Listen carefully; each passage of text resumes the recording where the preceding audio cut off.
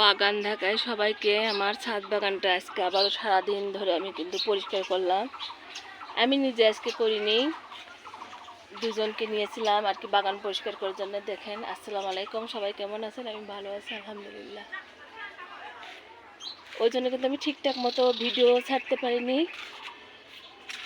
সবার ভিডিও দেখতে পাইনি, সবাইকে লাইক আর কমেন্ট একটাও কিন্তু করতে পারিনি। দেখেন কত সুন্দর বাগান আমার পরিষ্কার করলাম, আর একটু মনে করলাম যে সবার সাথে শেয়ার করি, সেই জন্য ভিডিওটা করা। আর বাগানের কিন্তু আমি অনেক পরিবর্তন করছি, দেখেন সুন্দরভাবে। উল্টাপাল্টা করার লাগে সেটা আমিও করছি, যেহেতু বর্ষাকাল চলে আসবে।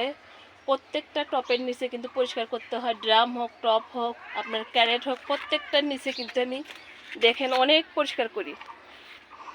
আর এটা যদি না করা হয় তাহলে কিন্তু ওর নিচে কিন্তু পোকামাকড় বাসা করে, বর্ষাকাল আরও বেশি হয়।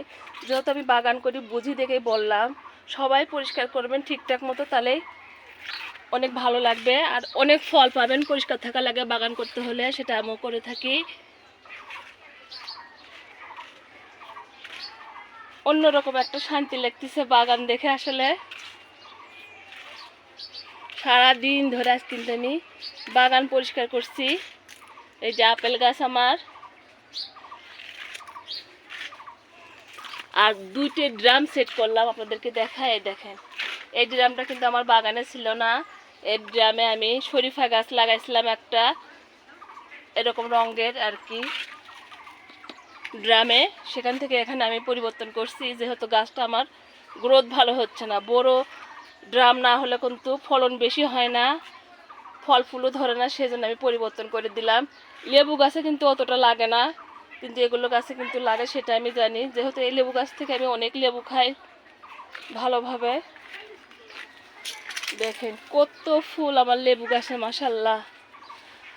আবার আমি তো বলতেছি যে আমার বাসার পিছন সাইডে দেখেন কত আমের মুকুল আসছে। দেখেন বিশাল বড় গাছ, অনেক হয় আম, হলে তো অবশ্যই আপনাদের সাথে শেয়ার করব। এই গাছটাই এবার আগে ধরছে, এই গাছটাই কিন্তু আমার পরে ধরছে, কিন্তু এই গাছটাতে কিন্তু আমার আগে ধরে। আর ছাদের উপর থেকে কিন্তু আমি আম পেড়ে থাকি। আমার রায়খন্দন গাছ দেখেন, এই যে ফুল আসছে মাশাল্লাহ। আমরা গাছে তো আমরা নাই, একবারে ফাঁকা পাতাও নাই।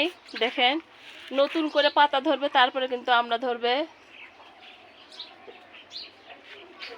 এই যে পেঁপে গাছে পেঁপে দেখেন মাশাল্লাহ।